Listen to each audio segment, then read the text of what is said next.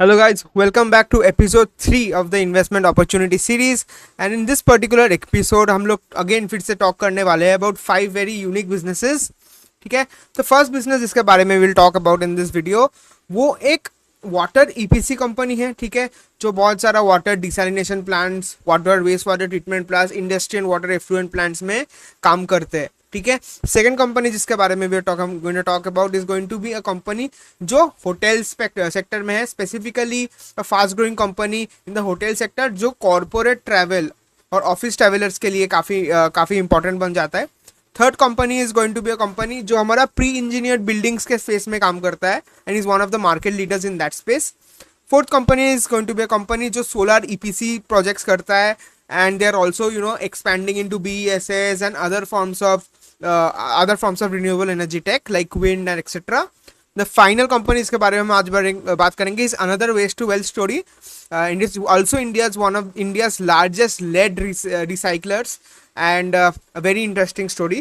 So without further ado, let's quickly. So the first company जिसके बारे में हम बात करेंगे that is Vatek Wabag. Okay, तो ये कंपनी क्या करता है?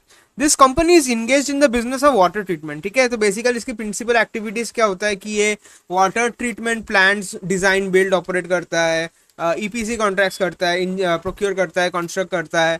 They also do operations and maintenance contracts and they work with a lot of municipal corporations. They work with a lot of industrial corporates and they basically treat water. So they treat drinking water, they also do work in waste water treatment plants, industrial water treatment plants. काफ़ी सारे middle east में जो desalination projects होते हैं ना, क्योंकि उधर का पानी इज बेसिकली सी और ब्रैकिश वाटर, तो उसको पोर्टेबल बनाने के लिए they also have a lot of their projects. ठीक है, नाउ इस कंपनी के बारे में थोड़ा देख लेते हैं. ठीक है, सो ये कंपनी बेसिकली 4 टाइप का बिजनेस मॉडल है उनका. There is this EPC model जो basically engineering, procurement and construction करता है. ठीक है, then there are the operations and maintenance contracts which is basically कोई भी प्रोजेक्ट खत्म हो गया, कोई भी एक वाटर ट्रीटमेंट प्लांट उन्होंने बैठा दिया, मे बी से after that for the next 10 to 20 years उसमें ही वो लोग ऑपरेट और मेंटेन करेंगे एंड उसके लिए जो चार्ज सम एनुइटी और ईयरली मेंटेनेंस फी. ठीक है, then there is the design build and operate delivery model, same है kind of like EPC. Then there also have this build, own, operate और transfer. इसमें the entire thing is completely done by Wabag और एक hybrid annuity model है. ठीक है, now company का जो प्रोडक्ट है वॉट एवर दे डू, ये बेसिकली अगर आप ऊपर में सेग्रीगेट करोगे तो 2 ही मॉडल निकलते हैं. एक आपका होता है ईपीसी जहाँ पे वो whatever is needed to make that waste water treatment plant या डिसैलिनेशन प्लांट, सारा प्रोडक्ट्स को पहले साइट विजिट करेंगे, इंजीनियर करेंगे, पूरा सिविल वर्क करेंगे, कंस्ट्रक्शन करेंगे, प्रोक्योर करके लाएंगे सारा चीज जो लगेगा to make that plant and finally उसको कंस्ट्रक्ट करेंगे. That is 83% of their business and 17% of their business is around operations and maintenance. ठीक है, कस्टमर वाइज सेग्रीगेशन में देखेंगे तो majority of their customer almost like 65-70% is municipal customers. कोई भी governments हो गया, कोई भी स्टेट गवर्नमेंट हो गया, तमिलनाडु गवर्नमेंट हो गया, आप ले लो कोई भी लोकल म्यूनिसिपल बॉडीज हो गया, अबू धाबी गवर्नमेंट हो गया, ये सारे म्यूनिसिपल पे आते हैं. एंड इंडस्ट्रियल इज अराउंड 36% जो they have some industrial clients like अगर आप देखोगे Reliance is one of their industrial clients. Then आपका पेट्रोनास, ओएनजीसी, कोई भी हेवी इंडस्ट्रीज उसमें ज्यादा time waste water treatment is a very important thing, तो they are their primary clients in the industrial phase. Geographical split almost evenly divided between India and the rest of the world. Now the most important thing is about Wabag is like it is the third largest private water operator in the world. ये बहुत important point है and it is among the top 5 global desalination players by Global Water Intelligence. मतलब आप ये समझ लो कि Wabag इस particular field में is one of the world's largest players. ठीक है, ये बहुत important है. Just like अगर आप बैंकिंग सोचते हो तो आप सबसे पहले आपके दिमाग में क्या बैंक आता है? एसबीआई आता है, एचडीएफसी बैंक आता है. एनबीएफसी सोचते हो सबसे पहले आपके दिमाग में क्या आता है? Bajaj finance, right? तो जब भी आप waste water treatment, water desalination सोचोगे ना, your mind should directly focus to Wabag because इनका स्केल बहुत ज्यादा हाई है. जैसे अगर आप लोग देखोगे 2024 में इनका ऑर्डर बुक 11,400 करोड़ था. No other player in India has such a high order book. ठीक है, currently order book तो और भी ज्यादा है, उसके बारे में आगे बात करेंगे. But the most important point here is that इनका scale of operations not only domestic है, इंटरनेशनल भी बहुत ज़्यादा है. There are players in India. You have Enviro Infra करके एक कंपनी जो वेस्ट वाटर ट्रीटमेंट करता है. आयोन एक्सचेंज करके एक कंपनी है, वो भी वेस्ट वाटर ट्रीटमेंट में है. They also do a lot of other things like chemicals भी बनाते हैं फॉर वाटर ट्रीटमेंट. बट उनका order book is less than 50% of the EPC contract order book of Wabag. And इसीलिए Wabag is kind of like the largest player. And और एक चीज जो ये मैनेजमेंट हाईलाइट करता है कि जब भी टेंडर फ्लोट किया जाता है ना, एनी टेंडर जहाँ पे बहुत लार्ज ऑर्डर होता है फ्रॉम द गवर्नमेंट, कोई भी मेगा प्रोजेक्ट, कोई भी बड़ा सा डिसैलिनेशन प्लांट या वेस्ट वाटर ट्रीटमेंट प्लांट की प्रोजेक्ट जब फ्लोट किया जाता है, उसमें प्राइमरी और प्रेफर्ड बिडर वोबाग को ही मिलता है because they have almost 20 years से ज़्यादा experience and technological advantage in this particular field. ठीक है. नाउ बेसिकली मैनेजमेंट के पास तो जो मैंने टेक्नोलॉजिकल एडवांस की बात भी की, राइट, इसका it is backed by their intellectual property rights. आप देख सकते हो, they are a very technology focus company जो 120 प्लस IP राइट्स होल्ड करते हैं. They have a lot of R&D centres in India जो continuously IITs and other technological institutes के साथ पार्टनरशिप करके they try to make innovative waste water treatment products. तो ये काफ़ी इंटरेस्टिंग थिंग जो आप लोगों को देखना है. और एक चीज़ is that this particular company की आउटलुक, ठीक है, ये कंपनी क्या करता है, ये ऑलवेज कंजर्वेटिव आउटलुक देता है. ये हमेशा बोलेगा आपको किसी my revenues will grow 15 to 20% हर ईयर, मेरा एबिटा मार्जिन 13 to 15% रहेगा, and I will generate a lot of free cash जो मेरे बैलेंस शीट में जाएगा, एंड मेरा कंपनी में कोई डेट नहीं रहेगा और बहुत फ्री कैश जनरेट होगा, and that will make my company very stable. And each and every quarter, almost for the last 4-5 quarters, अगर आप वोबाग का रिजल्ट देखोगे, मैनेजमेंट ने ये गाइडेंस को एग्जैक्टली मीट किया है. ठीक है.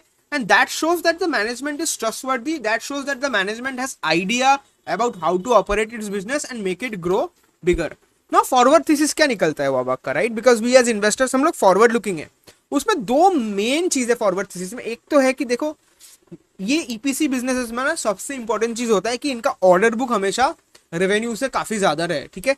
एंड अगर हम लोग वो पार्ट देखेंगे तो रेवेन्यू विजिबिलिटी में वोबाग का करंट ऑर्डर बुक जो उनका Q3 FY26 रिजल्ट्स के बाद निकला था, दैट वाज अराउंड 16,300 करोड़. ठीक है.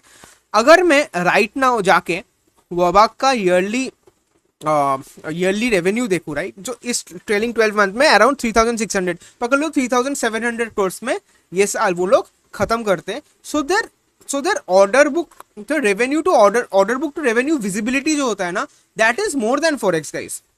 और कंपनी क्या गाइड करता है हमेशा कि हमारा ऑर्डर बुक जो विजिबिलिटी रहेगा ना, वो रेवेन्यू से एटलीस्ट 3x ज्यादा होगा, सो दैट आप लोग जब भी कैलकुलेट कर रहे हो, हमारा बिजनेस का प्रोजेक्ट कर रहे हो, मॉडल कर रहे हो, you can at least have 3 to 4 years of good visibility, and that we will continuously keep on winning orders and executing them. तो बहुत ही इंटरेस्टिंग. और इतना ज़्यादा order book to revenue visibility बहुत कम ईपीसी बिजनेसेस में है इन द कंट्री. तो ये आपको समझना पड़ेगा. नेक्स्ट इज दैट ये जो ऑर्डर बुक का उनके पास जो बैकलॉग है ना, जो जमा हुआ ऑर्डर बुक है, उसमें 50% इंटरनेशनल ऑर्डर्स है. Middle east, Africa Nations, all of these parts से इनका ऑर्डर बुक बना हुआ है 50%.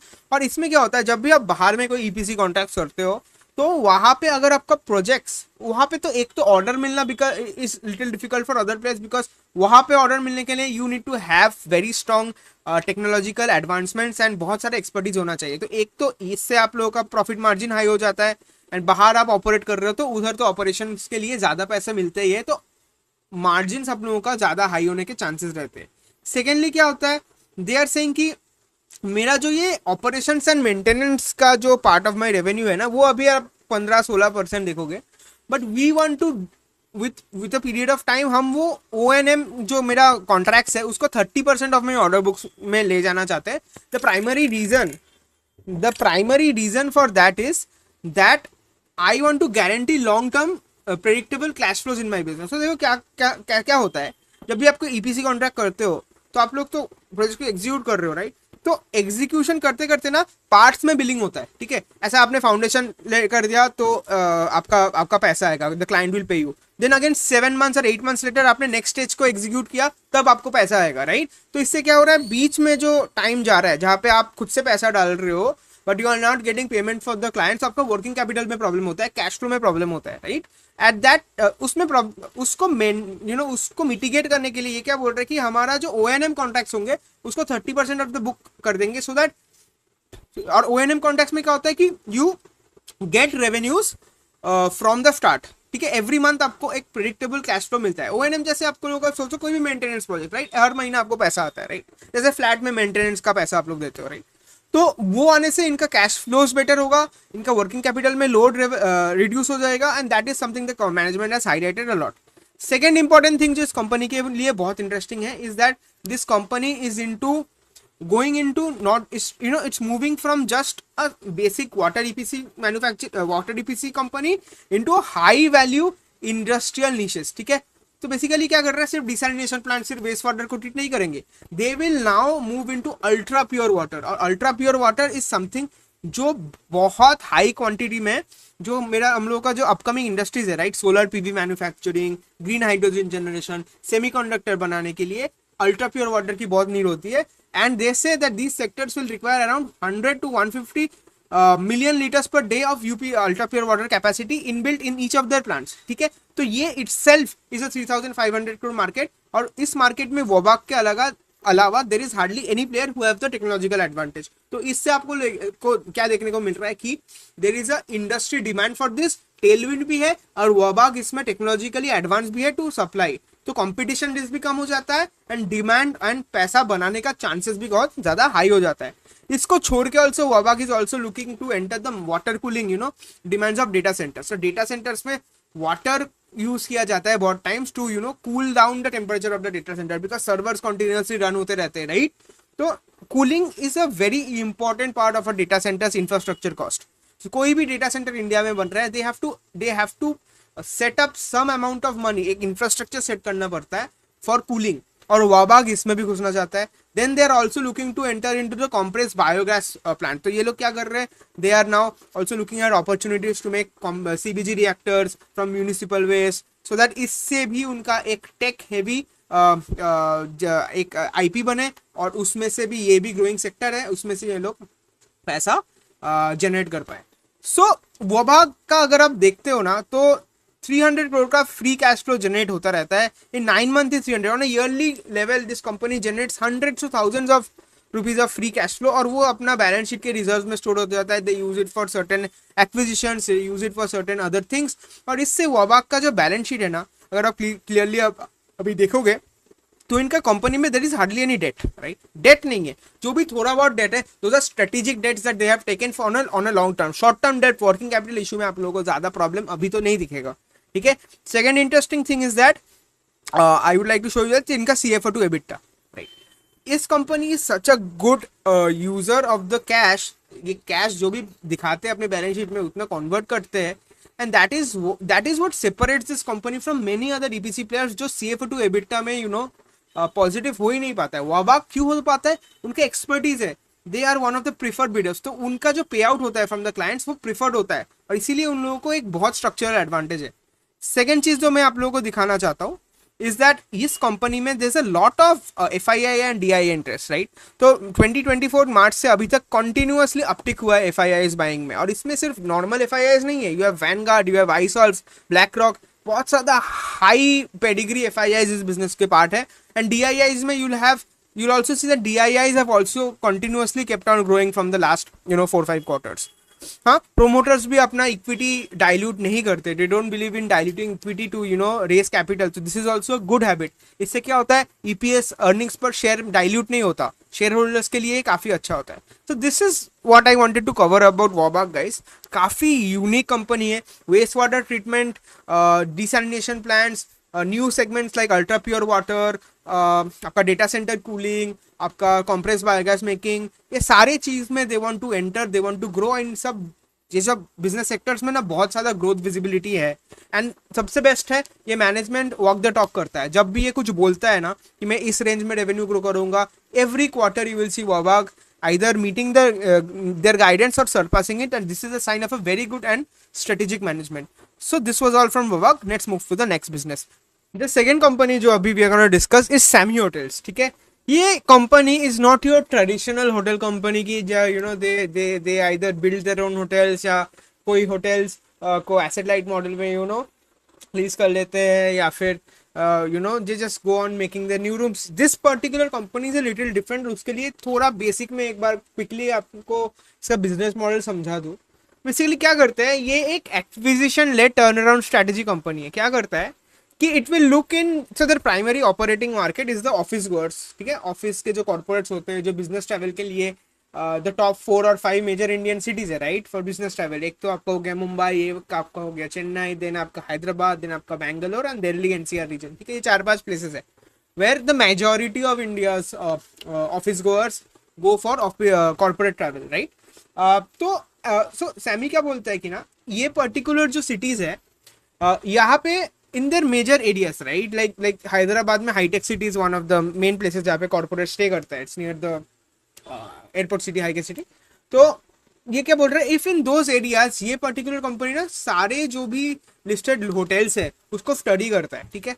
And after studying if they find that any hotel है उधर इन अ गुड लोकेशन जिसका occupancy rate of the hotel is very low, या उस होटल में रेवेन्यू पर अवेलेबल रूम, जो इन लोगों का लिंगो है रेफपार, अगर वो लो है then the average of the hotels in that region, तो ना ये जाके वो पर्टिकुलर होटल्स को इधर खरीद लेते हैं या फिर वो होटल्स के साथ पार्टनरशिप बना लेते हैं। एंड उनके जो प्रॉपर्टीज है ना, जो पर्टिकुलर होटल है उसके जो प्रॉपर्टी है वो प्रॉपर्टी को अपग्रेड करते हैं, ठीक है।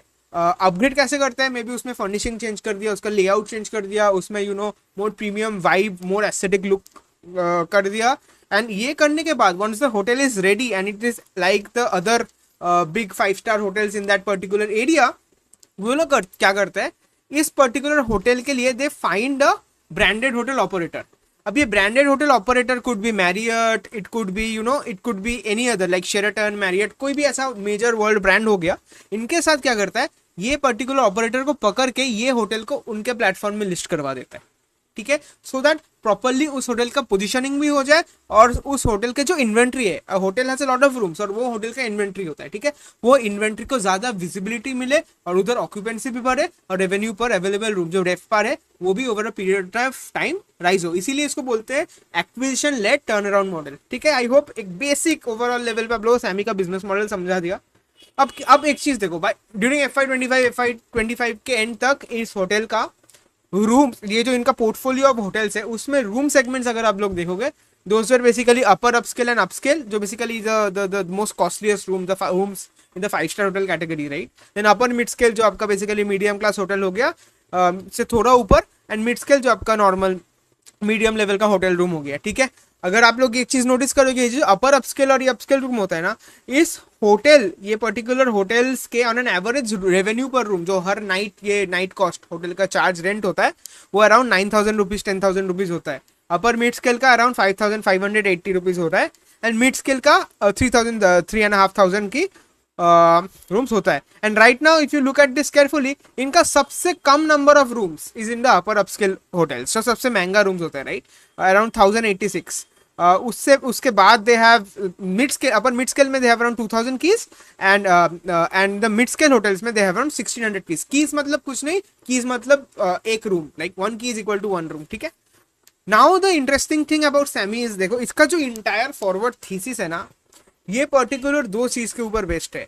एक है कि ये लोग क्या कर रहे हैं, ये लोग अपना डेट को रिड्यूस कर रहे हैं, ठीक है। इन लोगों ने बहुत सारा डेट, जो इनका एक एक्विजिशन हुआ था एसिस पोर्टफोलियो का, उसमें बहुत सारा लेगेसी डेट उनके उधर ऊपर आया था और वो पर्टिकुलर डेट को रिड्यूस करना is one of the growth motives. Second क्या इन लोगों का थीसिस बनता है कि ये लोग ना बहुत ज्यादा एक्सपेंशन कर रहे हैं इन देयर होटल रूम्स। और एक्सपेंशन कर तो क्या रहा है, कौन से होटल रूम से कर रहा है, it is doing majority of their key expansion in the upper upscale and upscale room, जहाँ पे अराउंड 930 रीब्रांडिंग और डेवलपमेंट के ऑपरेशन चल रहे हैं। मतलब आप समझ लो, by the time all of these new keys come into SAMHI, इन लोगों का होटल का जो ओवरऑल रूम और इन्वेंट्री की पोर्टफोलियो बन जाएगी ना, उसमें सबसे ज्यादा रूम एक्चुअली हो जाएगा अपर अपस्केल एंड अपस्केल में। And because upper upscale rooms में बहुत ज्यादा एवरेज रूम रेंट होता है 9,000 10,000 रुपीज, तो आप लोग एक चीज समझ लो, सबसे इंटरेस्टिंग क्या होगा कि इस होटल का बहुत ज्यादा ऑपरेटिंग लेवरेज किक इन होना चालू हो जाएगा। बिकॉज आप सोचो, you were selling 100 rooms at 50 rupees, right? Example पकड़ लो, ठीक है। Now you are selling 200 rooms at 250 rupees, right? तो इसका मतलब में क्या हो रहा है कि एक तो रेवेन्यू भी मेरा ग्रोथ हो रहा है बिकॉज मेरा ज्यादा रूम्स आ रहा है इनटू द प्रोसेस, एंड दूसरा जो मेरे रूम्स भी हो रहे हैं ना, उस रूम्स में मैं ज़्यादा रेवेन्यू और ज़्यादा पैसा चार्ज कर पा रहा हूँ कस्टमर्स को, और उससे मेरा एबिटा मार्जिन भी ज़्यादा हाई होता है in the upper upscale room, right. So ये बहुत इंटरेस्टिंग फैक्टर है that there could be operating leverage in SAMHI over the coming period of 2-3 years, ठीक है।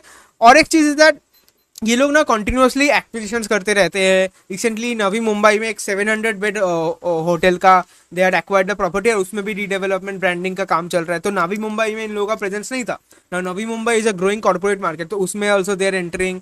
सेकेंड एक चीज which is important for you guys to understand is that recently ना GIC, एक जो सिंगापुर का सॉवरेन वेल्थ फंड है, वो बस बेसिकली सैमी का एक अगर आप इधर देखोगे वो सैमी में अराउंड $300 मिलियन इन्वेस्ट किया है, ठीक है। $300 मिलियन इन्वेस्ट किया, क्यों? Because they want to enter the higher tier hotel assets उनके पोर्टफोलियो में। GIC अपने पोर्टफोलियो में they wanted to keep a part, right. तो इसमें उन लोगों के साथ जो पार्टनरशिप हुआ है कि सैमी इन लोगों के लिए over a period of time 5 hotels over 1000 rooms develop करेगा इन इंडिया, और वो hotels major corporate areas like Bengaluru and Pune में बिल्ड किया जाएगा, राइट। एंड इसके वजह से GIC ने सैमी को पैसा दिया है, ठीक है। It has taken 35% stake in 3 of Samhi subsidiaries, ठीक है। और ये पैसा यूज करके सैमी क्या करेगा? Samhi has said we will use majority of this funds to repay our debt, ठीक है। अगर अब देखो इंटरेस्टिंग बात, इधर इधर नीचे आके देखो सैमी का डेट देखो। अगर मैं आपको इधर ले आऊं, ठीक है, अब ये चार्ट को प्रॉपरली देखना, ठीक है, यहाँ पे, हाँ, सैमी का डेट देखना, ठीक है। डेट हमें कैसे मालूम चलता है? डेट हमें मालूम चलता है in the terms of interest cost and उनका बोरोइंग। सो पहले मैं आप लोगों को इंटरेस्ट कॉस्ट दिखा देता हूँ, ठीक है। देखो सैमी का जो मार्च 2023 था ना, आफ्टर एसिस पोर्टफोलियो जब उन्होंने ऑनबोर्ड किया था, उसके बाद ये डेट 522 करोड़ पहुंच गया था, which was the highest ever, ठीक है। एट दैट टाइम ये company particularly loss making company था, right. So not much of major attention to the company, loss making था, बहुत ज़्यादा डेट था, everything was looking bad, right. Then उसके बाद the company has slowly but surely जो उनका ऑपरेटिंग कैश फ्लो जनरेट होना शुरू हुआ, उससे it has been continuously repaying debt. 345 crore हो गया डेट इन मार्च 24, फिर 229 करोड़ हुआ, और ये मार्च 25 और 26 के बीच में ये GIC डील हुआ। तो इसके बाद क्या हो रहा है that Samhi has been able to reduce their interest cost further to 189 crore, right. और जब ये पर्टिकुलर डील हुआ और इसका इंटरेस्ट कॉस्ट काफी डेट कम हो गया, इंटरेस्ट कॉस्ट कम हो गया, Samhi has actually turned around from a loss making company to a profit making company. बहुत इंटरेस्टिंग पार्ट यहाँ पे है।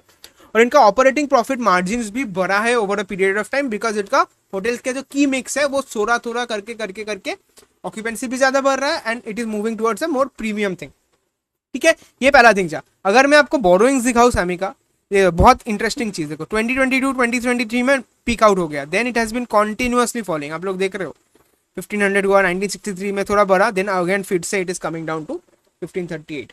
सो कंपनी ने क्या गाइडेंस दिया है?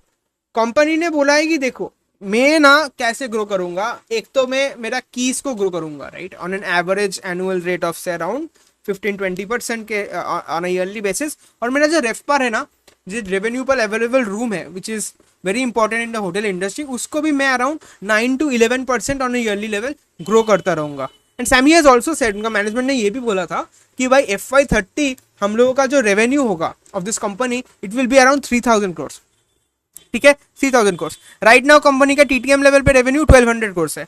इसका मतलब this is around 2.5x growth. 2.5x growth कितने में हो रहा है? 4 साल में हो रहा है।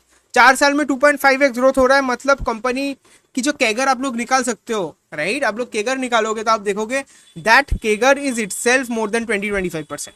तो इसके वजह से Samhi is a small cap company which is growing at a decent rate with debt reducing. Important चीज ये नहीं है कि it is growing at 2.5x, that is good.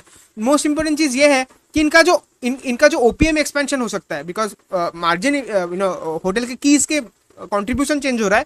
And दूसरा इंपॉर्टेंट फैक्टर ये है कि देखो इनका ना इंटरेस्ट कॉस्ट रिड्यूस हो रहा है, तो what ever benefit I am getting in my operating margin, right, उससे ज्यादा फ्लो और ज्यादा बेनिफिट मुझे मेरा प्रॉफिट बिफोर टैक्स में मिलेगा, राइट।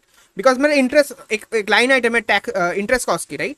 तो इंटरेस्ट कॉस्ट रिड्यूस होने के मीनिंग ये है कि मेरा PBT लाइन आइटम जब तक आएगा तहाँ पे मेरे को ज्यादा मिलेगा। लाइक अगर आप इधर देख रहे हो, right, like this is not linear growth नहीं है। 61 से 220 करोड़ की प्रॉफिट बिफोर टैक्स हो गया है, प्राइमरी बिकॉज इधर से उन लोगों को एक्स्ट्रा 50-60 करोड़ का रिडक्शन मिल गया इंटरेस्ट कॉस्ट में। तो this is very important to note. Second thing Samhi में जो आपको नोटिस करना चाहिए, विच इज रिसेंटली ना सैमी ने एक डील किया है. सैमी ने वो क्या डील किया मैं आप लोगों को दिखाता हूँ. इन लोगों ने ना रेयर अर्थ करके एक बुटीक होटल बनाने वाला एक कंपनी है जो बेसिकली बहुत ही ज़्यादा बुटीक होटल्स बनाते हैं in very very prime and very very picturesque locations in India. ठीक है. और ये जो होटल्स होता है इनका पर नाइट कॉस्ट भी बहुत ज़्यादा होता है, 15,000 20,000 होता है. एंड बहुत ही high exceptional 5 star quality services provide करते हैं. ना आप एक चीज़ याद रखो, Samhi is a B2B company right. ये बेसिकली क्या करता है, ये होटल्स को रिनोवेट करके hotel operators like Marriott Sheraton इन लोगों को बेच देता है, इन लोगों को दे देता है फॉर लिस्टिंग राइट. तो B2B हैंडल कर रहा है. But now what Samhi is saying is that हम ना थोड़ा थोड़ा करके B2C में भी घुसेंगे. ठीक है. वो मेरा प्राइमरी मार्केट नहीं होगा. My focus is still on tier 1 cities में कॉर्पोरेट ऑफिसेज, कॉर्पोरेट होटल्स, इन चीज को रेनोवेट करना, इनको टर्न अराउंड करना. That is going to be my primary market. But B2C में वो लोग क्यों घुसना चाहते हैं, बिकॉज उन लोगों को ये रेयर अर्थ एक्विजिशन उन लोगों ने किया, 70% स्टेक लिया रेयर इंडिया में. ठीक है. At just 47 crore. तो उसका एक्विजिशन कॉस्ट भी बहुत कम हुआ.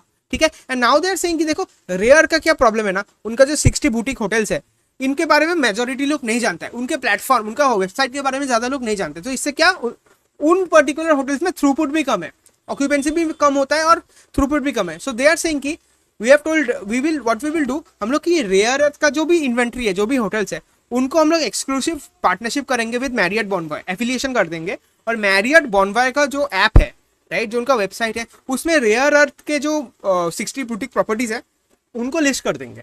इससे क्या होगा कि रेयर अर्थ को ज्यादा विजिबिलिटी भी मिलेगी, और विजिबिलिटी मिलने पे बुकिंग भी होगी. बुकिंग होगी मैरियट की मैरियट बॉनवॉय ऐप से राइट.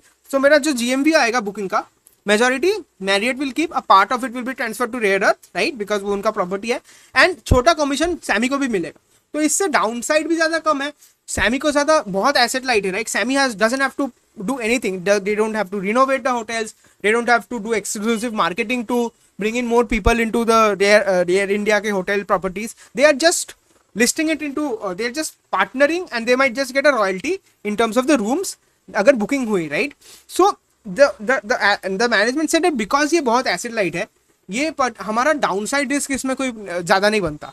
और दूसरा is that over a period of time अगर मैरियट बॉनवॉय में लिस्ट करने के बाद रेयर इंडिया का प्रॉपर्टीज में बुकिंग आ गई, तो we can generate around 90 to 100 crore of extra revenue. जो हम लोगों ने 3,000 करोड़ की टारगेट देखी थी ना बाई FY30, उसमें भी आप पकड़ लो 100 करोड़ की एडिशन हो जाएगी because of rare India acquisition. ठीक है. So this is something I wanted to tell you about Samhi की. देखो एक तो दिस कंपनी इज इनटू एक यूनिक बिजनेस मॉडल. दूसरा बहुत ज़्यादा 2.5x में इनका रेवेन्यू टारगेट्स है, गाइडेंस है. मैनेजमेंट भी बहुत ज़्यादा कॉम्पिटिटिव है, हाई पेडिग्री मैनेजमेंट है. ये Ashish Jakhanwala, when he speaks you can understand from his the way he speaks कि how confident he is in the business. Debt reduce हो रहा है कंपनी का राइट, बहुत इंपॉर्टेंट. ज़्यादा फ्री कैश फ्लो जनरेट कर पाएंगे बिकॉज डेट रिड्यूस हो रहा है. उसके बाद what is the next benefit कि कंपनी की जो हाई एंड रूम्स है उसमें ज्यादा कीज एडिशन हो रहा है, तो ऑपरेटिंग लेवरेज की हो सकता है. And the best thing about Samhi right now is that Samhi का अगर आप वैल्यूएशन देखोगे, अगर EV to EBITDA रेशियो देखोगे सैमी की अभी, वो अराउंड 11 के आसपास है, which is the lowest for almost any hotel in India. जो भी प्रॉपर हाई एंड होटल्स, अभी कोई भी होटल ऑपरेटर कंट्री में है उससे बहुत कम है. इधर आप लोग देख रहे हो PE भी 20 है. आप इंडियन होटल से कंपेयर कर रहे हो, आप ITC से कंपेयर कर रहे हो, Leela hotel, Ventive hospitality, lemon tree, सारे होटल से अगर कंपेयर करोगे ना, इसका EV EBITDA and PE ratio valuation wise सबसे कम है. And their growth prospects is also around 20-25% हर साल. तो this makes Samhi's PEG ratio also भी लेस देन 1. और this is like a growing company जो मेरे को काफी इजी वैल्यूएशन में मिल रहा है. तो and if everything goes well right, तो सैमी में वैल्यूएशन रीरेटिंग राइट के भी बहुत हाई स्कोप बनता है. And that is why I discuss Samhi with you. I hope you guys keep this company in your watch radar as well. Next company जो अभी हम लोग एनालाइज करेंगे that is going to be Interarch building solutions. Okay, तो Interarch building solutions क्या करता है? So ये कंपनी ना बेसिकली प्री इंजीनियर्ड बिल्डिंग्स बनाता है. तो ये प्री इंजीनियर्ड बिल्डिंग्स क्या होता है? दिस प्री इंजीनियर्ड बिल्डिंग्स क्या होता है? दीज आर बेसिकली बिल्डिंग्स जो आप लोग ना स्टील ट्यूब से बना सकते हो. Let me explain that a little better. देखो प्री इंजीनियर्ड बिल्डिंग्स ना के काफ़ी फायदे होते हैं. ठीक है, एक तो it is kind of moving away from reinforce concrete के जो कंस्ट्रक्शन होता है, जहाँ पे हम लोग सीमेंट, ईट, बाली, कंक्रीट से घर बनाते हैं, उसमें ना काफ़ी टाइम लग जाता है, उसमें काफ़ी पोल्यूशन होता है, काफ़ी कॉस्ट होता है, जो हम लोग इजीली अपने जो प्रोजेक्ट मैनेजमेंट एक्सपेंसेस में ना नहीं ला पाते। पीईबी बिल्डिंग्स में क्या होता है, पीईडी बिल्डिंग्स के construction times are itself 30 to 50% faster than जो हम लोग ट्रेडिशनल बिल्डिंग के कंस्ट्रक्शन टाइम होता है, ठीक है। उसमें दिस लीड्स टू ओवरऑल एक ओवरऑल कॉस्ट भी कम होता है, और इनका जो डिजाइन बना सकते हो ना ये बिल्डिंग्स का, इसमें भी आप काफी ज्यादा फ्लेक्सिबिलिटी मिलता है आपको, ठीक है। और एक चीज देख लो आप लोग, दीज बिल्डिंग्स क्योंकि ये स्टील हेवी ड्यूटी स्टील से बनता है, राइट, इसके वजह से ये जो स्टील होता है this gives them high durability, ठीक है। हार्श वेदर, हाई टेम्परेचर हो गया, बहुत ज़्यादा रेन हो गया, इन्हीं तरह से बहुत सीवियर वेदर कंडीशंस में हम लोगों का वेयर एंड टेयर कम होता है पीईबी में, ठीक है। मेंटेनेंस कॉस्ट भी कम होता है when compare to RCC, traditional RCC building construction. और ये प्री इंजीनियर बिल्डिंग जनरली कहाँ पे यूज होता है, कोई भी इंडस्ट्रियल प्रोजेक्ट्स में कुछ आपको फटाफट खड़ा करना है, कोई बिल्डिंग आपको बनाना है, आप पीईबी पे ज़्यादा फोकस करोगे। कॉमर्शियल बिल्डिंग्स बनाना है, आप पीईबी में ज़्यादा फोकस करोगे। वेयर हाउसिंग बना है, ये जो आप देखोगे कि कोई अमेजोन का बहुत ज़्यादा बड़ा कोई वेयर हाउस सेटअप हो रहा है, राइट, फ्लिपकार्ट का कोई वेयर हाउस सेटअप हो रहा है, या फिर आप फ्यूचर में जाके देखोगे अगर ये जो हमारा क्विक कॉमर्स का बड़ा बड़ा जो रीजनल वेयर हाउसेज होते हैं, राइट, वो सारे the ideal material to quickly build all of this buildings for warehouses is traditionally going to now shift from RCC to pre engineer buildings, ठीक है। एक मैंने ये समझा दिया कि क्योंकि क्यों pre engineer buildings are now gaining a lot of traction over traditional RCC. अब हम लोग देख लेते हैं थोड़ा सा कि इंटरनल का पोजीशन क्या है इसमें। So internal currently is the second largest player in the pre engineering space, ठीक है, in terms of FY25 revenue of all the integrated PEB players, ठीक है। और इसके पास एक कंपनी अभी रिसेंट कंपनी नहीं है, दिस इज अ कंपनी जिसका 30+ ईयर का ट्रैक रिकॉर्ड है, ठीक है।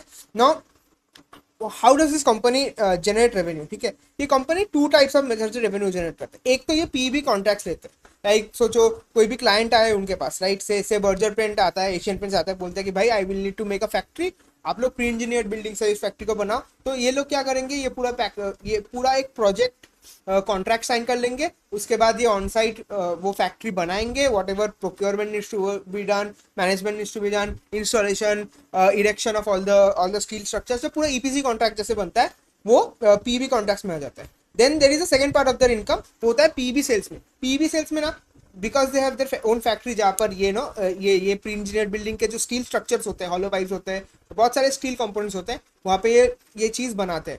सम of the steel components are, ये लोग मेटल सीलिंग्स बनाते हैं, कोरुगेटेड रूफिंग बनाता है, और ये जो चीज़ ये बनाता है they sell it under their brands Track and Tracdek, ठीक है। और ये आजकल के ब्रांड नहीं है, these brands have a 30-year record. So ऐसे मार्केट में काफ़ी टाइम से है, तो इसका डिस्ट्रीब्यूशन नेटवर्क भी सेटअप हो गया होगा, प्लस इनका प्रोडक्ट मार्केट फिट भी होगा, वरना ऑब्वियसली ब्रांड अगर सेल नहीं होता तो कंटिन्यू करके क्या ही करते कंपनी, राइट।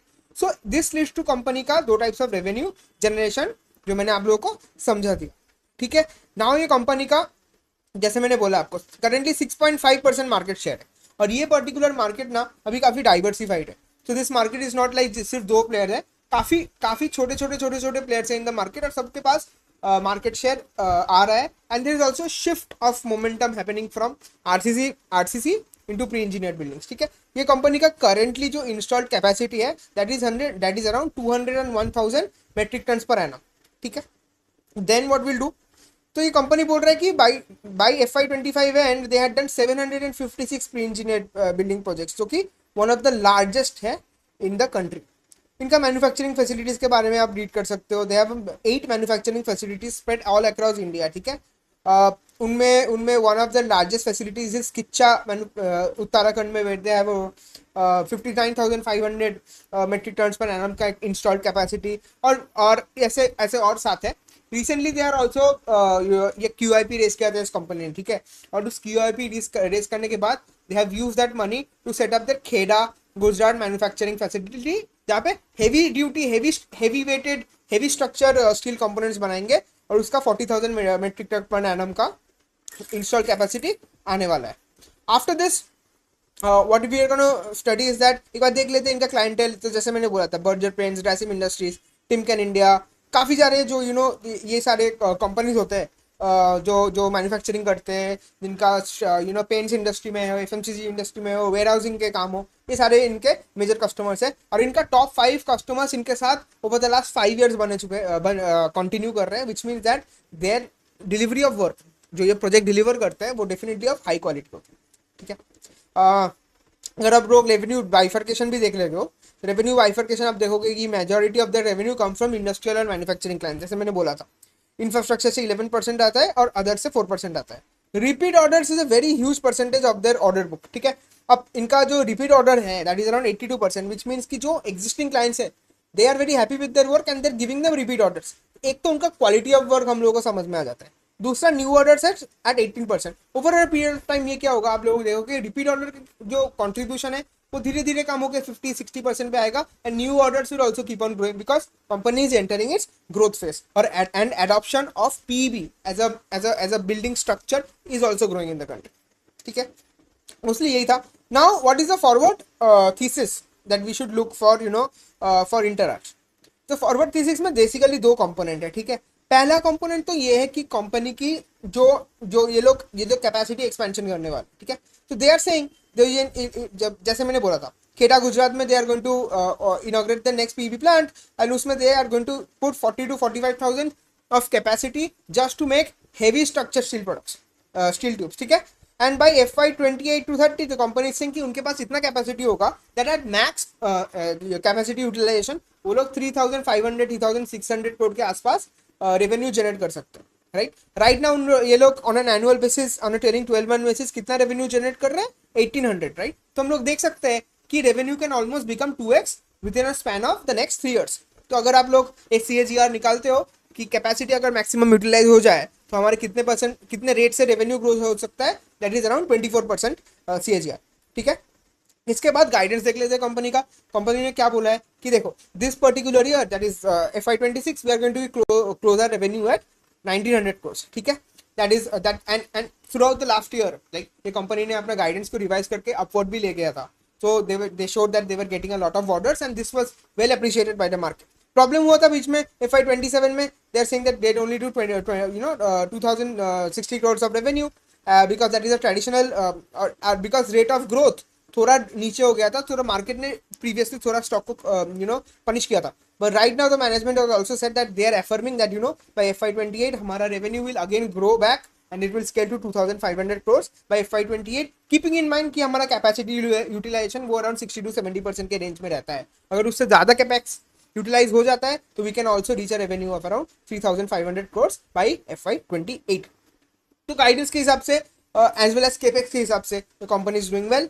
देन एक और चीज देख लो, ये कंपनी जो है ना, ये पीईबी ऐसा ऐसा ऐसा ऐसा ऐसा प्रोडक्ट है कि पीईबी का एंट्री उसका एग्जीक्यूशन पे होता है, उसका क्वालिटी ऑफ वर्क के ऊपर होता है, and because of this and because of all the advantages जो मैंने आपको इनिशियली में बोला था, जो एक पीईबी कंस्ट्रक्शन को हेल्प करता है, कंपनी क्या बोल रहा है कि I have 43 years of experience in this particular field. ठीक है, तो अदर एंट्रेंस आ तो सकते हैं बट इनिशियली मेरे लेवल पे स्किल नहीं कर पाएंगे, और मेरे जैसा expert quality, high fast of work, high project execution speed as well as जो मेरा एक्सपर्टीज है, जो मेरा क्वालिटी ऑफ वर्क है, उसको मैच नहीं कर पाएंगे। ठीक है, and the company is saying that along with doing traditional PEB work we are also going to expand into highly rapidly growing sectors। वो सेक्टर्स क्या है, सेक्टर्स लाइक सेमीकंडक्टर्स। ठीक है, वो टाटा माइक्रोन के साथ काम करने की सोच रहे हैं, डेटा सेंटर्स में they want to enter. Right, then तो आप लोगों को समझ में आ रहा है कि सेमीकंडक्टर के काफी फैब्रिकेशन यूनिट्स होते हैं। गुजरात में 4 फैब्रिकेशन यूनिट्स बन रहे हैं फॉर सेमीकंडक्टर्स। ठीक है, उसमें they are going to get orders. Then data centre जैसे आगे बढ़ेगा आप लोगों को, lot of data centres will be made using PEB. ठीक है, उसमें the company is saying that there is a high chance that we might get a lot of project execution orders. ठीक है, other than this what the company is doing, India में अभी उनका domestic operation चल रहा था। Right now they are saying कि we are doing export orders. Export कहाँ कर रहे हैं, we are exporting to Myanmar and Ghana. Right, so this is the part of that international strategy with higher margin North American markets currently in पाएंगे। तो वो लोग ये बोल रहे हैं कि अभी तो हम लोग घाना एंड म्यांमार पे कर रहे हैं। Right, but it in the future we are also going to export to North America, जहाँ पे हमारा मार्जिन जब भी हम सेल करेंगे उधर हमारा मार्जिन उधर ज्यादा होगा, and that can lead to margin expansion over a period of time.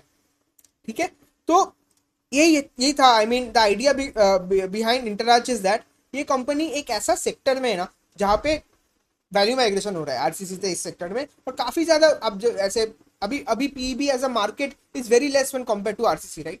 जैसे टाइम बढ़ेगा, जैसे more buildings are made using this technology, Interarch not only market share gain करेगा और ऑल्सो इनका मार्केट इटसेल्फ बढ़ रहा है, राइट? सेकेंडली एक चीज और which makes Intel very interesting bet is that इनका जो वैल्यूएशन है ना, ये 22.9, ये काफी कम है, ठीक है, ये काफी कम है। एंड इसमें इसमें व्हाट हैज हैपेंड कि ये बिकॉज ये बियर मार्केट और ये जो डिरेटमेंट हुआ था रिच में, ये इसका जो वैल्यूएशन है ये काफी अट्रैक्टिव बन गया, ठीक है। So lot of people are also kind of ready to look at this company because of a P of 23, इसका पेग रेशियो आप देख रहे हो, ये 0.27 बन रहा है, ठीक है। और एक चीज मैं आप लोगों को दिखा देता हूँ, ये जो कंपनी है ना, ये कंपनी में there is hardly any debt. अगर आप इधर आओगे, इसके बैलेंस शीट में देखोगे तो बोरोइंग्स आर ओनली 11 करोड़। तो दिस इज अ कंप्लीट, ये ईपीसी कंपनी है जो कंप्लीटली डेट फ्री है, बिकॉज इसमें ये लोग फ्री कैश फ्लो जनरेट कर पाता है, ठीक है। रिजर्व भी कंपनी का कंटिन्यूसली बढ़ रहा है। तो कंपनी सिर्फ ग्रोथ से नहीं बढ़ता।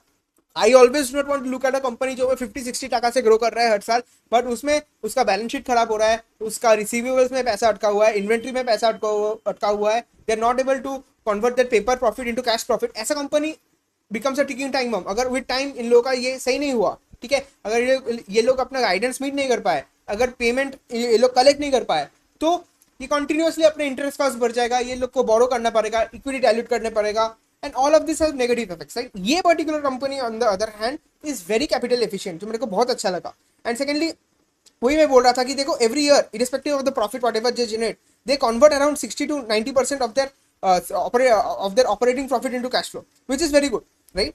एंड अगर आप लोग देखोगे तो इन्वेस्टिंग भी बहुत हेवीली करते हैं। ये जो इनका जो फिक्स्ड एसेट परचेस है, आप देख रहे हो, fixed asset purchase has gone up by 3x। इसका मतलब क्या है? इसका मतलब they are buying a lot of machinery, they are buying a lot of land, they are buying a lot of things to make new fabrication, make new factories जहाँ पे ये लोग पीवीज बनाएंगे, ठीक है।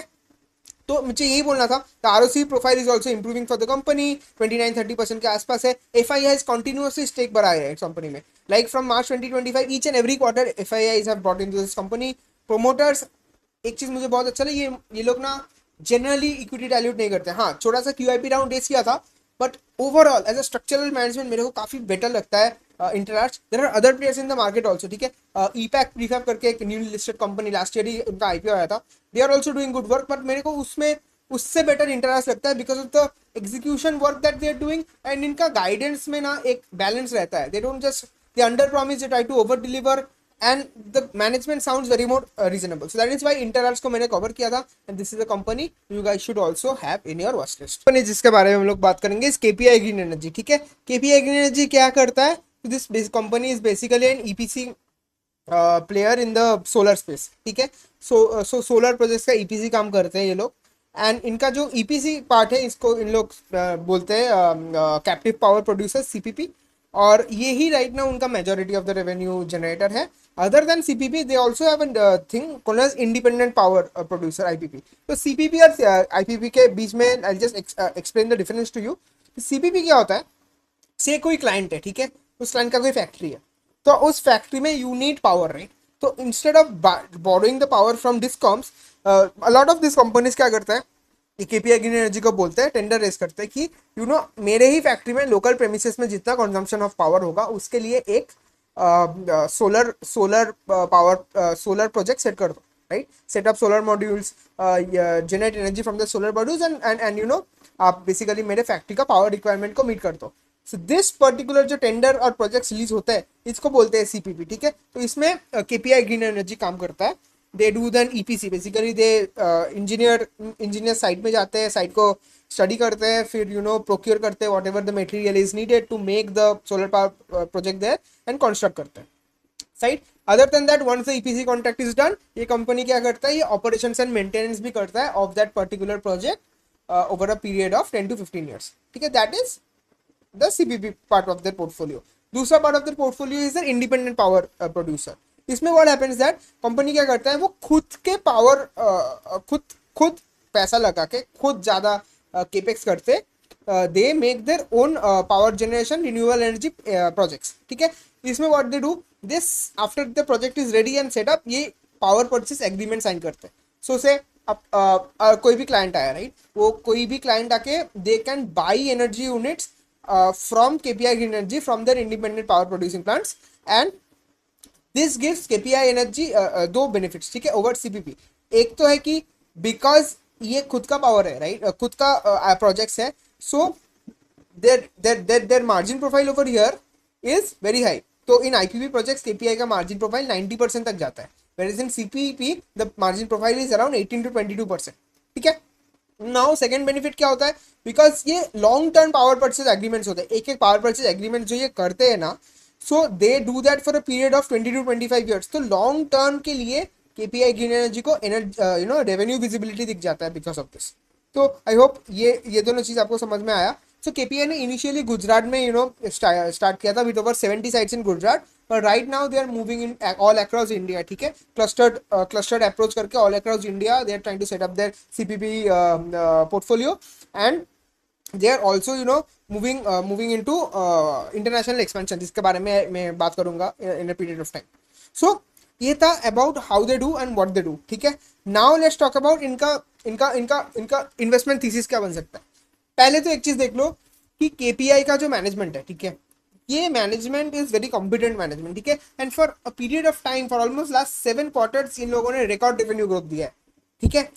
ये जो कंपनी है ना, ये हर साल ऑलमोस्ट 50 to 60% के रेट पे दे रेवेन्यू ग्रो करता है, and this is the guidance that gear given for even FY27, ठीक है। नाउ ये एज आई सेड, राइट, ये जो से अपना आईपीपी पोर्टफोलियो को स्केल करेगा ना, राइट नाउ इस मैनेजमेंट का जो इंटायर पोर्टफोलियो ऑफ कॉन्ट्रैक्ट्स है, राइट, सीपीपी प्लस आईपीपी को मिला के that is around 6.6 gigawatt hour. और जो केपी ग्रुप, इनका जो मदर कंपनी है, राइट, इनका target is that we will create a company जिसका पोर्टफोलियो में 10 गीगावाट की ग्रीन एनर्जी कैपेसिटी होगी, राइट।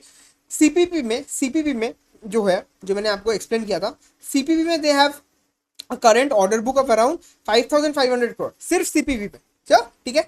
एंड अगर आप देखोगे, अगर 5,500 करोड़ का ऑर्डर बुक सिर्फ सीपीपी में है ना, एंड ये company on a TTM basis सिर्फ अराउंड 2,470 का रेवेन्यू जनरेट कर रहा है, तो आपको इधर भी 2x order book to revenue growth visibility दिख रहा है, right, which is very good. Second चीज क्या है, सेकंड चीज की आईपीपी पोर्टफोलियो अभी management is targeting कि 1 gigawatt of IPP capacity they will scale up till 2026 and in future time वो around 1.7 gigawatt तक जाएगा, right। and just मैंने आपको explain किया था, the moment their IPP capacity grows to 1.7 gigawatt, the management is saying कि around 1,000 crore of cash generating revenue हम लोग annually generate कर पाएंगे from my IPP portfolio with a EBITDA margin of 90%। तो इसमें हम लोगों को क्या दिख रहा है कि ऐसा IPP portfolio scales up, right, इन लोगों का जो मार्जिन है at this point of time that is also going to slightly increase. But यही क्वेश्चन एक एनालिस्ट ने इस मैनेजमेंट को पूछा भी था कि अगर आपका IPV portfolio faster scale up हो रहा है तो shouldn't your EBITDA margin increase a lot, because EBITDA margin of IPP is 90%, where CPP का इज अराउंड 18 to 22%। तो मैनेजमेंट ने यही बोला था at that point of time कि even our CPP order book is also scaling up. Every quarter we are getting orders from a lot of various clients to set up our captive power plants in their premises, ठीक है। तो इसके वजह से the mix of CPP to IPP will kind of remain constant, but yes, थोड़ा थोड़ा करके slight improvement in margin as well as proportionate improvement in the operating जो मेरा leverage है वो kick in हो सकता है, ठीक है। Second चीज is now this company is also kind of entering into other segments, ठीक है, except for doing just solar projects and wind projects। ये कंपनी क्या करेगा, they are also entering BESS, ठीक है। BESS में they have recently got a letter of intent for around 445 megawatt of battery energy storage system, जो जिसमें से ये लोग IRR अराउंड 13 to 14% निकालने की कोशिश कर रहे हैं। सेकेंडली ये बिकॉज बेस इनिशियली, अब ये लोग बेस में तो थे नहीं, और basis because base is such a fast growing sector, ये लोग क्या कर रहे हैं कि बेस में इन लोगों को काफी इन्वेस्टमेंट करना पड़ रहा है, right, to set it up. So what they are doing कि इनका जो सब्सिडरी है सनड्रॉप्स एनर्जिया, ठीक है, जो बेसिकली बेस के प्रोजेक्ट्स हैंडल करता है, इसका IPO they will bring in the first half of FY27, ठीक है।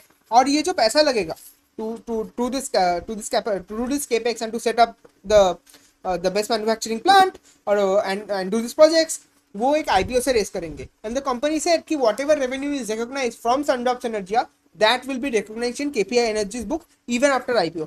तो मेरा जो रेवेन्यू मोमेंटम है वो will keep on growing up। Secondly company ने क्या बोला है कि देखो हमारा कंपनी है ना, हमारा company is one of the most secure capital debt company in the market, because हम लोगों का जो डेट टू इक्विटी रेशियो है ना for EPC company working in this particular field वो सिर्फ 1.5 to 2x है, ठीक है। whereas if you look at other companies उनका debt to equity ratio 3.5x है, तो बहुत ज़्यादा है। So we are very careful about how to manage and work with our capital, ठीक है। सेकेंडली कंपनी का जैसे मैंने इनिशियली बोला था they want to expand in the international markets, और इसके वजह से they are planning to start their own IPP project in Botswana, which is in South Africa, which is in African continent, right? So 5 gigawatt की support MOU they have signed this with the Botswana government, and इसमें the Botswana government is itself going to help them in setting up the land, setting up the entire IPP process, because Botswana in fact that particular region in Africa receives the maximum amount of sunlight intensity of sunlight, so that is a very good area for KPI to grow their solar energy plants, right? So also Botswana government को काफी energy की requirement भी रहती है, so अगर KPI sets it up there तो they can sell there they can have 20-25 years of power purchase agreements with Botswana government, right? So इससे उस एरिया में भी सोलर एनर्जी की ग्रोथ होगी, एंड नियर बाई जो कंट्रीज है in that region they will also be interested in KPI, right? So इससे lucrative African market में KPI की एंट्री भी हो जाती है, एंड 5 गीगावाट की IPP पोर्टफोलियो भी सेटअप हो जाता है, but this will eventually take around 3-4 years, by FY 2030 तक ये करने का मैनेजमेंट का प्लान है। So this was all around KPI green energy. I hope आप लोगों को ये समझ में आ गया कि कंपनी क्या कर रहा है एंड क्यों इसके ग्रोथ पर्सपेक्टिव इसने अच्छे है।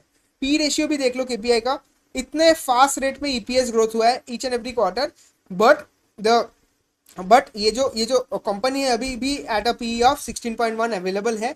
ये इतना गिरा क्यों, इतना डीरेटिंग क्यों हुआ from high point of 70p to this, because बीच में ये जो अपना जो भी कंपनीज है ना जो सोलर मॉड्यूल मैन्युफैक्चरिंग करते हैं उसमें there was a problem, market में बहुत डर आ गया था कि बहुत ज़्यादा ओवर सप्लाई हो जाएगा, ओवर कैपेसिटी हो जा रहा है, डिमांड से ज़्यादा कैपेसिटी बिल्डअप हो जा रहा है, एंड इसके वजह से solar module manufacturers will suffer. Well that might be true, but अपना कंपनी ये वाला कंपनी तो does not manufacture solar modules ना, right? They do the execution work, right? And also apart from that वो BESS में भी जा रहा है, वो IPP से अपना रेवेन्यू विजिबिलिटी को बढ़ा रहा है, अपना मार्जिन को एक्सपेंड कर रहा है, इंटरनेशनली एक्सपेंड कर रहा है। So KPI was unduly punished for this, right?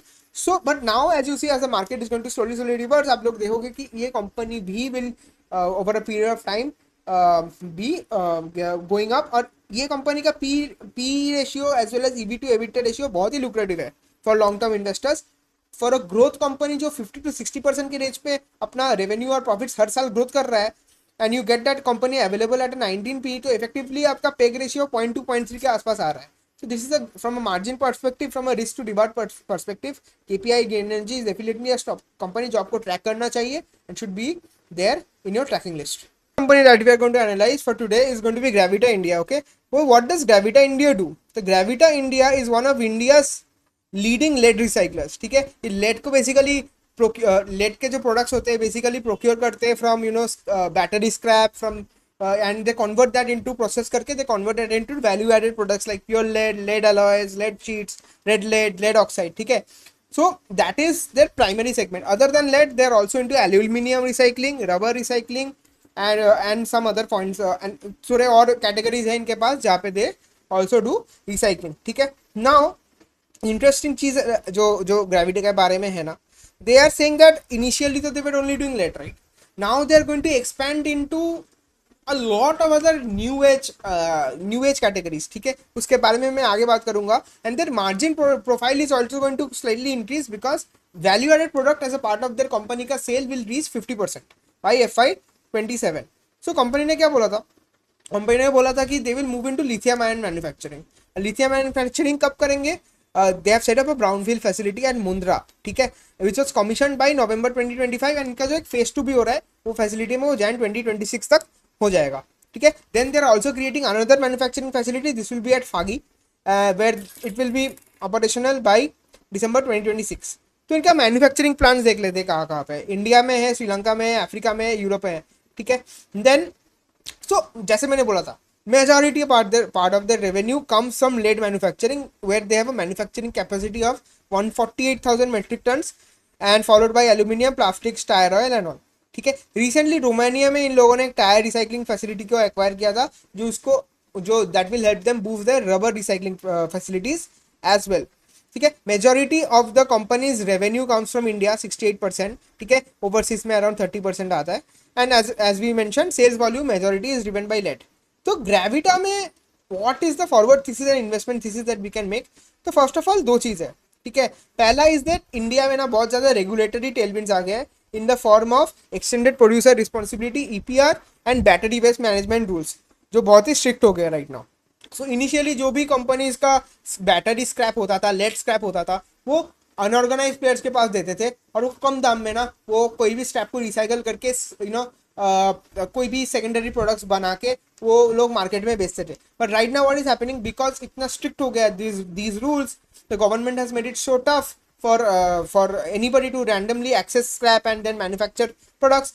ये ग्रेविटा को हेल्प कर रहा है। सो बेसिकली जब ये रूल्स इन्फोर्स कंप्लीटली हो जाएंगे ना, ग्रेविटा के पास क्या होगा, ये continuous supply of domestic scrap availability हो जाएगा and this will help them not only gain a lot of raw materials to basically make their value added products, but it will also help them eliminate a lot of this unorganized players जो market में काम कर रहे हैं। So eventually Gravita का market expand होगा as well as the unorganized players का market shrink होगा। So this is good for Gravita in the long term। Secondly important चीज क्या है, Gravita ने बहुत ज़्यादा एक strong विजन 2030 स्टेटमेंट दिया है इन विच दे हैव सेड कि देखो बाय FY 2030 ना आवर जो हमारा मैन्युफैक्चरिंग कैपेसिटी है right, that will increase from 3.4 lakh metric tonnes to over 7 lakh metric tonnes by FY 28। इसका मतलब 2x से ज्यादा हो रहा है मेरा manufacturing capacity over a period of next 2 to 3 years। जो अराउंड आप लोगों को हो रहा है कि मेरा capacity expansion itself is happening at a CAGR of more than 25%, ठीक है।